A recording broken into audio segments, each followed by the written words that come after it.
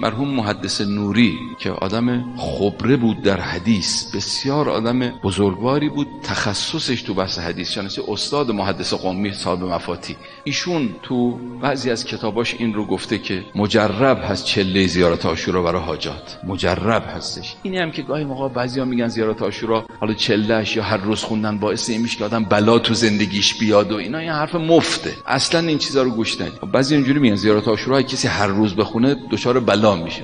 کجا این حرفو تو میزنی؟ امام باقر علیه السلام وقتی ثواب زیارت عاشورا رو بیان میکنه، اگه خواستید سندش رو ببینید، بعد از زیارت عاشورا تو دعای علقمه که ذکر شده اونجا سند نقل شده که امام باقر علیه السلام به علقمه حضرمی فرمود که زیارت عاشورا رو اگر بخونی کنت کمن استشهد مع الحسین، مثل اونی که با ابا عبدالله شهید شده، تو همون جریان، تو همون جبهه هستی. بعد امام باقر فرمود و اگر میتونی هر روز عمرت بخون. خب وقتی معصوم اینجوری گفته، وقت ما بیایم بگیم نه اگه بخونیم دچار بلا میشی، چه حرفیه؟ در هر حال آدم چله زیارت عاشورا میگیره و میخونه برای حاجتش، 40 هفته میره جمکران برای حاجتش، یا مسجد سهله میره حاجتشه، ماشین میخواد مثلا فرض کنید، خونه میخواد ازدواجش درست بشه. ببینید برای این حاجاته که آدم میره. خیلی از کسانی که خدمت حضرت ولیعصر علیه السلام رسیدن، اگر کتاب‌ها رو ببینید، تشرفاتی که خیلی خدمت آقا رسیدن، یا به هر حال کسانی که خدمت اوتاد و ابدال که یاران حضرت بودن رسیدن، شما ببینید از همین حاجات داشتن، همین حاجات رو داشتن که مضطر شدن، مریضی سخت داشته، ملتمسانه توسل کرده به امام زمان،